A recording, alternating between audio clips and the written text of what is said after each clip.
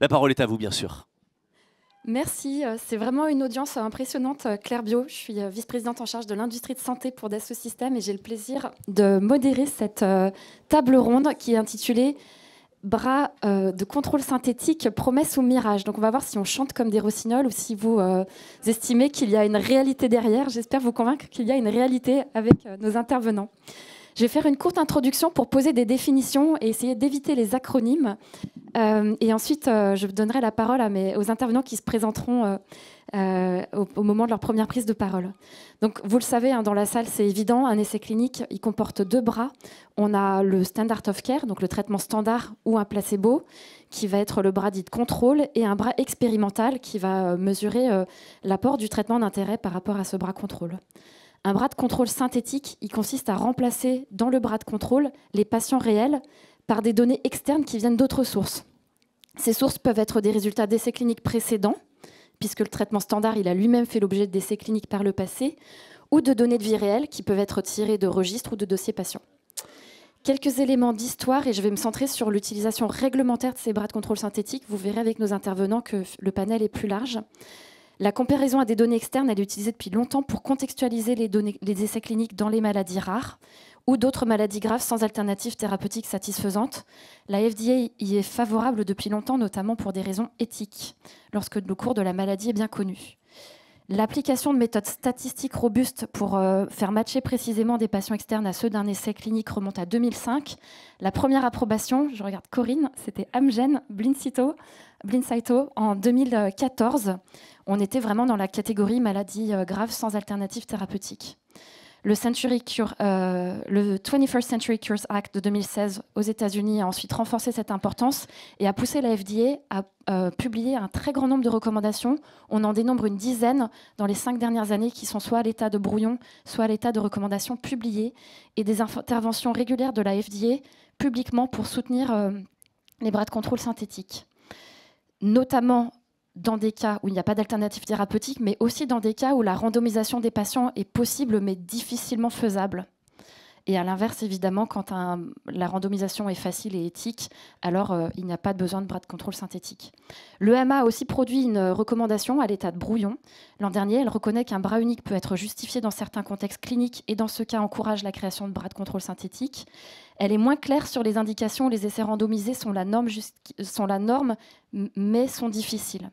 On pourra y revenir si vous le souhaitez. Et l'ICH, la conférence internationale sur l'harmonisation des pratiques réglementaires, a aussi publié 2 recommandations, la plus récente datant de 2022. Maintenant, est-ce que ça marche? À ce jour, on dénombre une douzaine de médicaments qui ont reçu leur approbation par la FDA ou par l'EMA sur la base ou en incluant des bras de contrôle synthétiques. C'est difficile d'avoir un nombre exhaustif et précis, ça dépend de ce qu'on retrouve dans les dossiers, mais en tout cas, ce que nos équipes dénombrent chez Medidata Dassault Systèmes, c'est une douzaine. Et puis on verra qu'il peut aussi y avoir l'utilisation dans du market access, des autorités d'évaluation. On a la Haute Autorité de Santé autour de la table.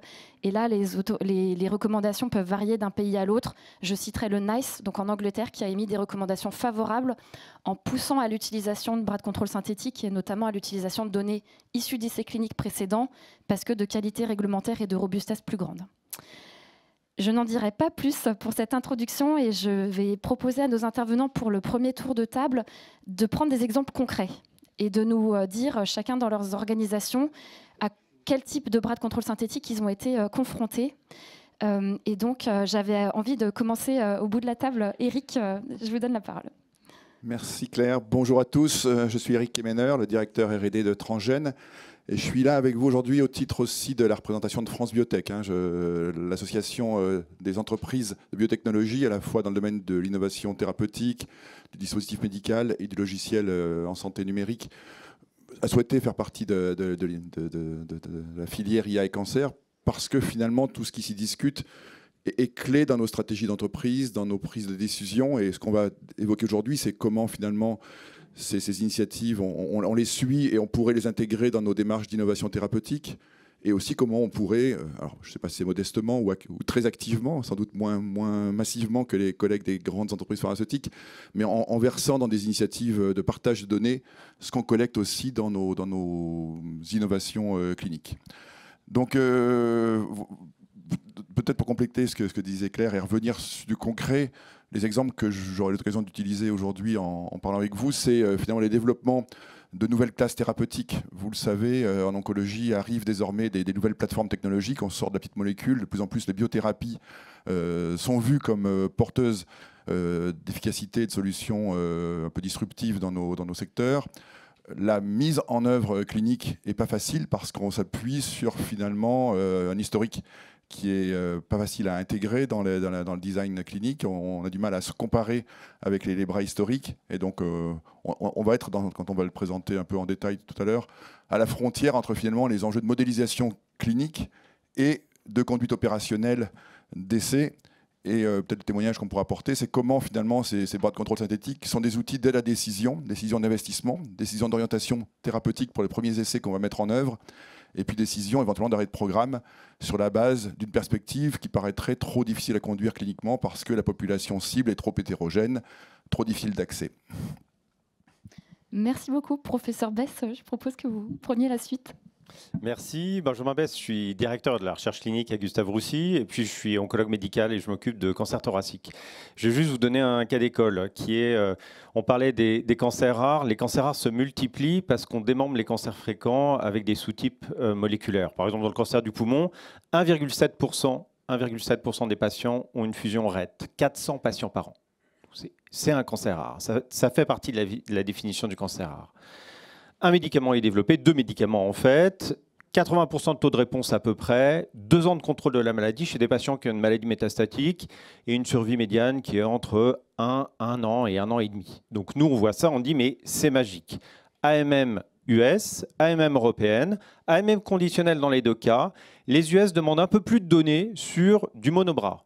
Montrez-nous chez d'autres patients que ça marche aussi bien. On confirme 80%, on confirme 2 ans. C'est bon, je vous donne l'AMM. Et l'Europe dit, OK, AMM, mais conditionnel. Donc les payeurs font quoi? Ils disent, mais si l'Europe dit conditionnel, est-ce qu'on y croit vraiment? 45 pays ont un dépôt, 20 remboursent le médicament. Et nous, on a des patients qui ont une survie d'1 an et donc on leur fait rater 2 ans de vie. Alors ces 400 patients, ce n'est pas ça qui va creuser le trou, le déficit. Et donc, les industriels ont dit quoi? OK, on lance des essais randomisés dans cette toute petite population. Vous imaginez, il faut screener quoi, 200 patients pour en avoir un, parce qu'avec les critères d'exclusion, il faut screener énormément. Donc, c'est un effort colossal. On screen, les 2 molécules font l'essai en même temps, donc en plus, on se fait de la compétition. Un essai est positif, il est présenté à l'ESMO. Qu'est-ce que dit l'essai? Ah oui, c'est bien 2 ans. Ah oui, c'est bien 80% de réponse. Et ah oui, la chimio fait comme espéré, moins d'1 an. OK, on vous donne l'AMM et on va avoir un accès précoce à partir de fin mars. Qu'est-ce qu'a fait le compétiteur? Le compétiteur, c'était Roche, a dit non, c'est trop compliqué. Je rends le médicament à Blueprint, à qui j'avais acquis, et Blueprint vient d'annoncer, j'arrête le développement. Et c'est compliqué d'avoir qu'un seul médicament dans une indication parce qu'on a quelques patients qui font des effets secondaires graves et on a besoin de ces 2 médicaments.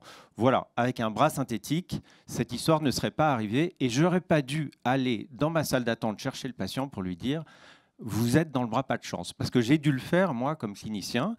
Et vous voyez la tête du patient et oui, c'est le bras, pas de chance.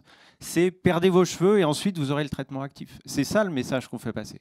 Donc les bras synthétiques, ils sont indispensables et on doit les avoir très vite pour très vite changer les paradigmes. Merci pour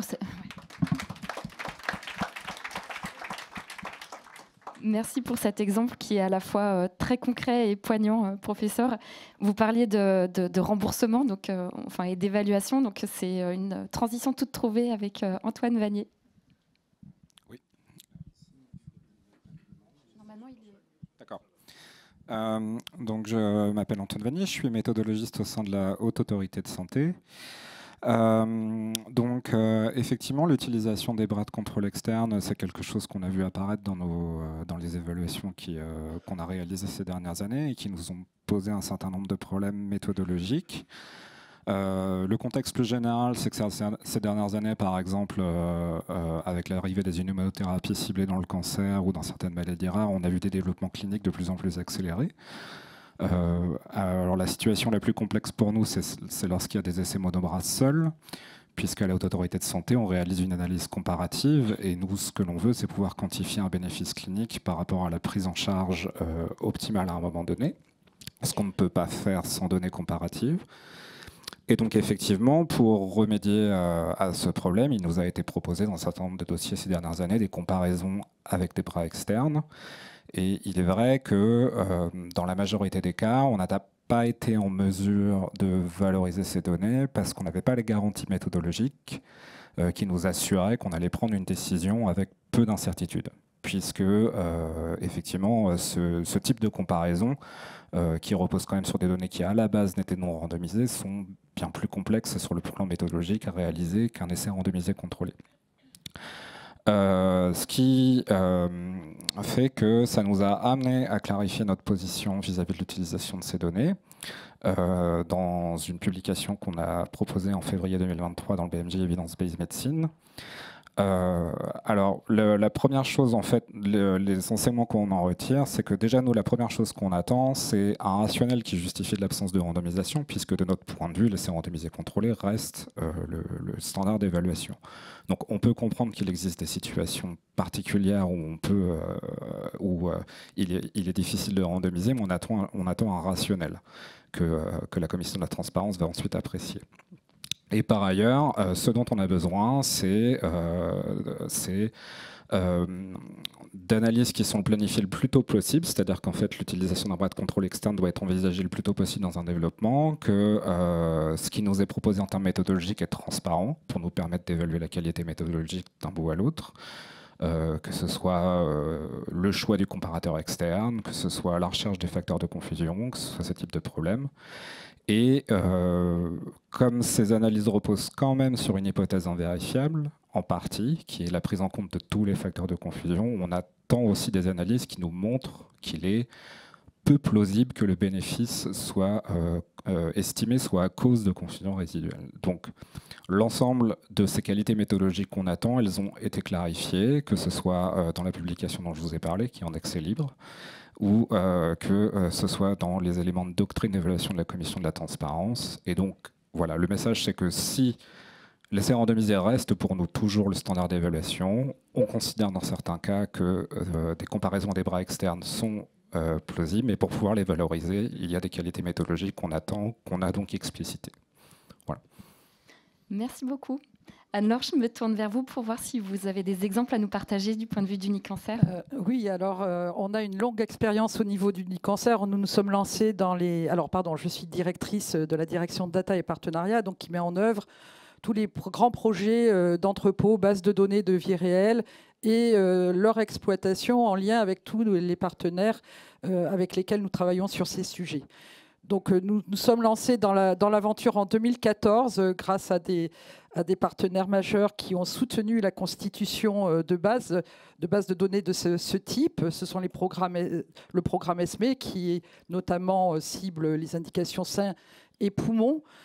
Ces programmes, en fait, nous ont permis de rentrer dans des cas pratiques, effectivement, d'appropriation au niveau d'éléments constitutifs de dossiers de demande d'AMM sur la question des bras synthétiques. Évidemment, il y a bien d'autres utilisations que l'on peut faire avec ces bases de données. Mais sur ces cas pratiques, la réponse est oui, nous avons bien pu convertir l'essai avec la reconstruction de bras historiques à partir de ces bases. Nous travaillons d'ailleurs, grâce au soutien aussi de partenaires, sur la construction de méthodologies et de résolution des biais qui viennent d'être évoqués. Mais au-delà de ça, ce que nous tenons à souligner, c'est que nous avons pu construire, et notre partenaire évidemment en première ligne, avec des autorités d'enregistrement extranationales, en fait, tout le plan de reconstruction de ces bras externes sur des situations de pathologie rare, puisqu'effectivement le cancer, c'est de plus en plus de la pathologie rare. Et cette méthode de construction de bras externes à partir de la source de données ESME a été reconnue et a conduit à l'obtention d'AMM dans 2 cas sur de nombreux territoires. Après, effectivement, je pense qu'il y a une évolution des doctrines au niveau de la France, mais nous avons besoin en fait d'être dans une collaboration beaucoup plus fine avec la HAS, et nous sommes vraiment disponibles en ce sens, avec tous les méthodologistes avec lesquels nous travaillons, pour arriver à construire en fait avec la HAS le cahier des charges. Parce que oui, il y aura des biais, mais dans les essais cliniques, il y a aussi des biais. On sait très bien que les populations exposées au traitement ensuite ne sont pas les populations des essais cliniques. Donc, il faut arriver à ajuster la doctrine parce qu'il y aura toujours des biais. Il y a la question possible de la temporalité de ces bras contrôle, mais ça, on peut, sur des programmes, si ces programmes d'acquisition de données sont soutenus dans le temps, évidemment, on peut reconstruire chroniquement pour répondre aux demandes des agences de nouveaux bras contrôle externes, bras synthétiques. Voilà. Donc, en fait, on voit que la science avance très vite, les méthodes avancent très vite, donc on n'ira pas sur le terrain de construction de cohortes virtuelles sur lesquelles nous travaillons aussi pour reconstruire des modèles de patients. Là, on va encore plus loin, on essaye d'aller encore plus loin. Mais je pense que sur la stabilisation de la recevabilité de ces données issues de bras contrôle externes, je pense qu'il faut arriver dans un calendrier court à convertir l'essai. C'est dans l'intérêt des développements de médicaments. Comme l'a évoqué Benjamin, c'est dans l'intérêt des patients. C'est très cruel, en fait, de voir abandonner des développements de médicaments faute de recevabilité de ce que la vie peut nous fournir en termes d'informations déjà disponibles. Merci beaucoup.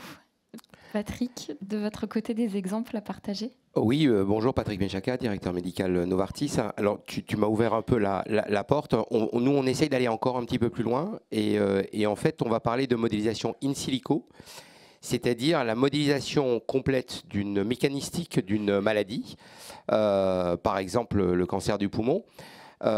Et une fois qu'on l'a modélisé, on va calibrer le modèle avec des données d'essais cliniques qui permettent d'avoir, on va dire, une bonne calibration du modèle. Et ensuite, on va essayer de prédire l'effet potentiel d'un médicament.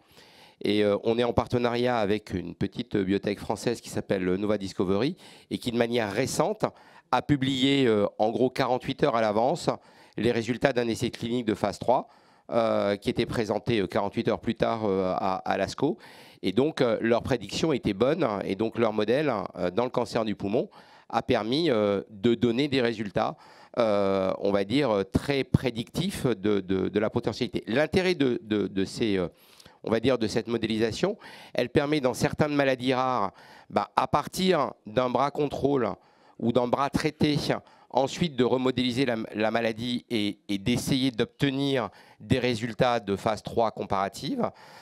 Mais on peut aussi faire des comparaisons qui ne sont pas possibles. Par exemple, dans d'autres maladies où la prévalence de la maladie est importante, on peut faire des comparaisons de médicaments qui auraient nécessité, on va dire, l'utilisation, ou en tout cas la randomisation de 20, 30, 40, 50 000 malades, ou alors si on va dans d'autres maladies que le cancer, en cardiologie, de 200 000 malades, et on sait très bien qu'un essai de 200 000 malades, ce n'est pas possible, voire même de 20 000 malades en oncologie. Donc c'est un vrai champ qui est en train de s'ouvrir. Il y a un laboratoire qui a eu, sur la base d'une modélisation in silico, une extension d'indication en pédiatrie. Et aujourd'hui, il y a un pan entier de la FDA qui travaille justement sur cette thématique-là, de manière à l'ouvrir à toute chose, tout type d'utilisation. Il y a aussi la toxicologie et éviter l'utilisation de modèles animaux pour faire de la tox et utiliser des modèles mécanistiques. Voilà. Merci Patrick. Donc là, on voit que vous ouvrez au-delà des bras de contrôle externe vers de la simulation de cohortes de patients qui vont permettre d'aller plus vers l'amont, le préclinique, qui ne seront pas forcément utilisés dans un contexte réglementaire, mais qui peuvent aussi apporter beaucoup de bénéfices dans l'accélération du cycle de développement. Et pour aller encore un tout petit peu plus loin, on va essayer d'utiliser notre modélisation in silico pour un dossier de remboursement. On sait qu'on n'est pas les seuls. Il y a 2 laboratoires qui aujourd'hui déposent des dossiers de remboursement avec de la modélisation in silico. Donc on en saura un peu plus dans plusieurs mois, on va dire. Super, j'espère qu'on sera autour de la même table ronde l'année prochaine pour avoir les résultats.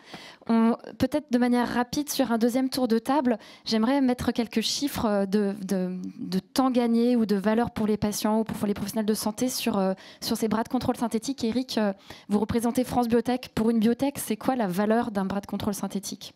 en temps ou en euros? Il y a tellement de cas de figure que c'est difficile de donner un seul chiffre. Mais je crois qu'on se représente tous les millions qu'il va falloir engager dans une étude phase précoce. Aujourd'hui, dans notre expérience en termes de bénéfices économiques, c'est vrai qu'on n'est pas au stade de maturité des bras de contrôle synthétique où on peut considérer que ça sera moins cher que de faire le bras comparateur expérimental. Parce qu'on est au stade où il faut investir pour construire le groupe, le qualifier, l'investissement méthodologique qui va représenter l'investissement, qui va renchérir finalement cette approche. Donc il n'y a pas de coût direct immédiat. En revanche, ça s'inscrit dans une trajectoire évidemment qui à la fin sera vertueuse financièrement. Je pense que le mérite économique, si on devait le calculer aujourd'hui, c'est plus une forme de gain indirect sur le fait qu'on a, dans cette conception, dans cette réflexion sur le design de l'étude, en imaginant qu'on va se projeter dans un bras synthétique, on a été amené à identifier les facteurs de variabilité, les origines de risque finalement pour la construction de l'étude. Et finalement, ça, c'est un bénéfice financier et une aide à la gestion du risque pour les biotech qui est considérable. Donc c'est plus finalement à travers la démarche de construction de cette approche synthétique de mieux rentrer dans la scénarisation du développement et l'identification des biais, des risques, de passer à côté de signaux clés pour nous, parce que finalement, on est amené dans un portefeuille large à choisir notre champion, et puis on peut vite se tromper. Donc dérisquer le développement clinique pour les investisseurs. Alors oui, il y a ce sujet effectivement de ce sujet de la maturité du scénario clinique qu'on va proposer, et effectivement, comme je disais, d'inclure cette option du bras synthétique pour entraîner les hypothèses de readout, je trouve, est très vertueux et convainc aussi effectivement dans le montage économique du projet correspondant. Merci, professeur. Un gain de temps, si je reprends l'exemple, c'est 3-4 ans pour l'accès au traitement. Alors après, il y a eu, dans mon exemple, il y a eu heureusement un essai thérapeutique avec 3 centres ouverts en France. Donc les patients, moi j'avais des patients de Strasbourg qui venaient tous les mois récupérer leur traitement. Donc heureusement, on a eu des moyens d'accès. Mais ensuite, individuellement, c'est ce qu'on disait, c'est pas une histoire de temps. C'est que si on est randomisé dans le mauvais bras, c'est une cata. Et puis, en termes de remboursement, il y a aussi sur des données monobras, il y a quand même eu des remboursements. Mais par exemple, en deuxième ligne, parce qu'en première ligne, on a quand même l'option de la chimio.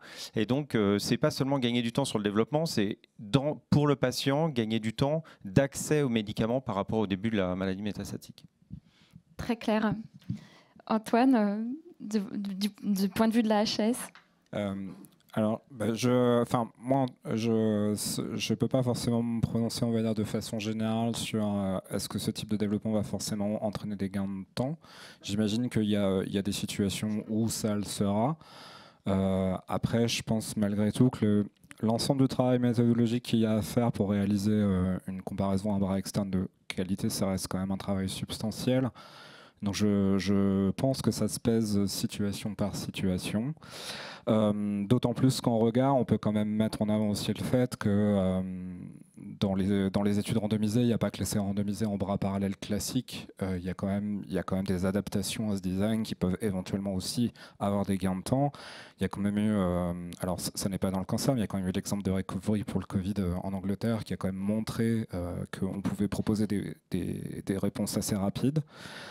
Et puis en tout cas, par contre, je voulais aussi profiter pour rappeler que si on parle cette fois-ci plus de gain de temps de développement, mais on va dire de gain de mise à disposition des médicaments aux patients, il y a quand même la mise en place de l'accès dérogatoire de type accès précoce, qui est quand même quelque chose qui a quand même aidé ces derniers temps à la mise à disposition de traitements plus rapidement qu'auparavant.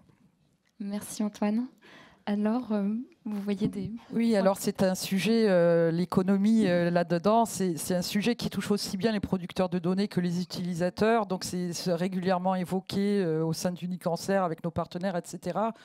Moi, je pense que d'un point de vue très, très économique, on peut quand même dire que si ensemble, en fait, on se donne les moyens de soutenir la constitution des infrastructures, ensuite le coût de constitution d'une cohorte externe, d'un bras synthétique, n'est pas élevé et bien moins cher que l'acquisition des données dans le cadre d'un bras drivé par la recherche clinique. On est quand même sur des échelles de prix qui sont quasiment de 1 à 100. Alors évidemment, oui, je dis 1 à 100 parce que quand on est dans les niches, en cancéro, on parle vite de profilage moléculaire et tout cela, ça fait grimper la note, plus tous les examens évidemment pour caractériser l'évolution de la maladie. Donc voilà, on est sur l'ordre de quelques centaines d'euros pour de la donnée parfaitement qualifiée, parce que ça, il ne faut pas l'oublier, il ne faut pas faire n'importe quoi. Il faut arriver à caractériser clairement la qualité des données qui servent à reconstruire ces bras. Après, donc versus des coûts qui, bon, mes collègues dans la pharma savent mieux ça que moi, puisque j'en suis partie il y a un petit moment, mais quand même, on est dans les dizaines de milliers d'euros parfois sur des situations voilà, où il y a peu de patients. Donc, il y a quand même un réel gain économique une fois qu'on a lancé les infrastructures, qu'on s'est calé sur les méthodes et qu'on a validé les principes. Et puis après, moi, je ne peux que rejoindre, évidemment, c'est ma sensibilité, une nouvelle fois, le propos de Benjamin. Il y a les euros, mais de l'autre côté, il y a quand même l'accès au traitement. Et ça, c'est quand même un facteur qui doit être pris en compte dans l'équation. Bien sûr, oui, la valeur n'est pas forcément que purement économique, elle se mesure en accès ou en temps aussi. Patrick? Moi, je prendrai l'exemple des surrogate marqueurs. On sait que la PFS ou la rechute sans récidive sont des surrogate marqueurs probablement de la survie globale. Et qu'aujourd'hui, ce qu'attend notre régulateur, c'est la survie globale. Et donc, la capacité à modéliser la maladie à partir de la PFS, et donc d'avoir des données d'un essai où on a une survie sans progression qui est positive, et donc ensuite la capacité à modéliser la suite de l'histoire avec justement 200, 300, 400 000 malades où le malade est son propre témoin, peut permettre de gagner beaucoup de temps en apportant la réponse, est-ce qu'il y a une différence en survie globale ou pas, et donc de permettre un remboursement probablement différent sans attendre finalement les résultats de l'essai qui est suivi en survie globale. On sait aussi qu'un certain nombre d'essais sont crossover, c'est-à-dire que les patients qui sont dans le groupe placebo vont passer dans le groupe traité et donc ensuite démontrer une survie globale. Une fois que c'est fait, c'est très compliqué. Et donc probablement que la modélisation in silico ici pour du remboursement pur pourra peut-être apporter des données complémentaires, évidemment sur des bases cliniques solides, parce que sinon c'est pas possible. Très clair. On va ouvrir et merci à tous. On va ouvrir les questions pour la salle et pendant que le micro circule, peut-être une question rapide pour la filière IAI Cancer. Donc Patrick, que fait la filière IAI Cancer pour soutenir la mise en place de bras de contrôle synthétique? Et le micro arrive pour Frédéric juste après. Patrick? Alors, allez-y, on apporte le micro. Vas-y. Donc aujourd'hui, on a des projets au sein de la filière où il y a un bras de contrôle synthétique et donc c'est des projets qui sont menés, qui sont accompagnés et dès qu'on aura les résultats, on pourra évidemment les partager. Merci. Merci. Monsieur, bonjour, je vous invite à vous lever, à vous présenter, s'il vous plaît. Frédéric Collet. Non, on ne présente pas Frédéric. Alors, pardon, je vous explique pourquoi. C'est qu'on a plein de gens connectés à distance qui sont peut-être venus après le petit-déj. Bonjour. Frédéric Collet, président. Frédéric Collet. J'avais une question par rapport aux interventions qu'on a vues, notamment sur le rôle que pouvait jouer la HTA au niveau européen pour fédérer, accélérer la mise en place d'une méthode commune, pas simplement en France, mais dans d'autres pays. Et est-ce qu'il y a quelque chose qui se met en place? Est-ce qu'on peut espérer que cette HTA puisse accélérer le process? HTA, c'est haute autorité, quoi. Voilà, excusez-moi. Non, pardon. Merci. Évaluation des technologies de santé. C'est vraiment l'HTA, c'est l'évaluation européenne, l'évaluation commune qui se met en place, en particulier en premier lieu dans le domaine du cancer. Alors, à l'échelle européenne, on est effectivement en train de clarifier les éléments méthodologiques sur la base desquels on va faire les futures évaluations communes dans le cadre donc, du futur règlement européen d'évaluation qui doit démarrer dont les premières évaluations doivent démarrer en 2025.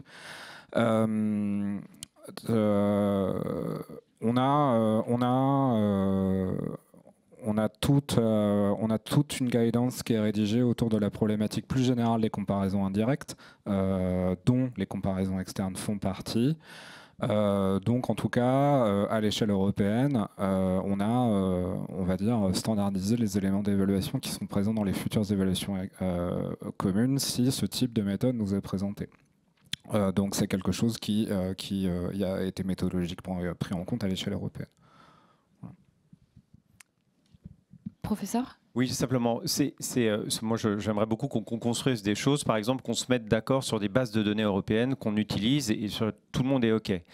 Et attention quand même parce que ces bases de données dont on parle, les bras synthétiques, c'est pas magique et ça va rater des choses. Par exemple, P53, c'est la mutation la plus fréquente dans le cancer.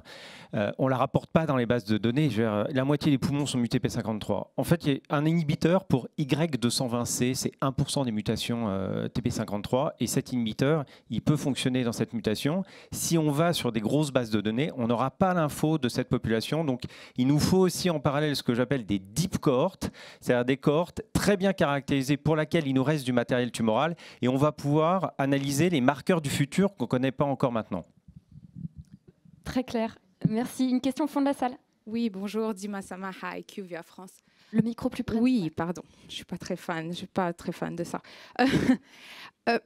J'ai une question parce que j'ai beaucoup travaillé sur les bras comparateurs et généralement, c'est des demandes qui nous viennent à IQVIA des compagnies globales parce que c'est un investissement conséquent qu'il doit faire au niveau de plusieurs pays. Évidemment, la France a cette force d'avoir des bases de données où on peut bâtir ce genre d'armes comparateurs. Comment faire valoir de bras comparateurs, pardon pour mon franglais. Comment on peut faire en sorte de faire valoir aux compagnies internationales, en fait, qu'il est possible de bâtir des bras comparateurs sur des données françaises qui vont aussi leur bénéficier quand ils vont aller se présenter justement devant le NICE, devant le GBA en Allemagne, qui est vraiment très résistant. Je pense que c'est une question que j'ai au panel en général. Et est-ce qu'il y a lieu d'avoir des discussions comme le Scientific Advice, où on ramène différents acteurs européens pour discuter de ce bras comparateur? Pardon. Il nous reste 43 secondes pour répondre. Eric, une réponse au premier rang? Très bien. Je peux répondre à votre question. Debout, s'il vous plaît, pour les camarades de la distance. Merci. Oui, on pense à eux. Pierre Desmolis à l'ANSM, avec pas mal de casquettes européennes. Je peux répondre à votre question sur la possibilité de consulter à plusieurs, puisqu'on les appelle les HTA, soit plusieurs équivalents de l'autorité de santé, à l'occasion d'un avis scientifique. Le processus existe. Le processus existe, c'est un processus qui permet de grouper autour de la table les gens des avis scientifiques européens, ça c'est centralisé, tout le monde donne le même, et différents acteurs qui ne sont pas obligés de répondre la même chose, mais qui au moins posent les mêmes questions, entendent les mêmes réponses, ont le même dossier entre les mains, et donc ça existe déjà, ça existe depuis des années. La seule chose que je peux regretter, c'est que certains acteurs sont constamment présents. Ça part d'une demande aussi des HTAs. Certains autres sont constamment absents pour des raisons qu'on peut moins s'expliquer. Le système n'a pas rencontré le succès qu'on espérait, mais quand ça marche très bien. Après, malheureusement, les réponses sont diverses parce que chacun a ses réalités économiques, ses principes sur le remboursement et sur l'accès aux soins qui ne sont pas forcément les mêmes d'un pays à l'autre. Mais la réponse à votre question, et ça existe. Merci beaucoup. Permettez-moi de mettre court à cet échange pourtant si passionnant. Je voudrais qu'on remercie Claire pour l'excellente animation de votre panel. Bravo à vous. Merci mesdames, merci messieurs. Merci à nos intervenants. Merci à tous.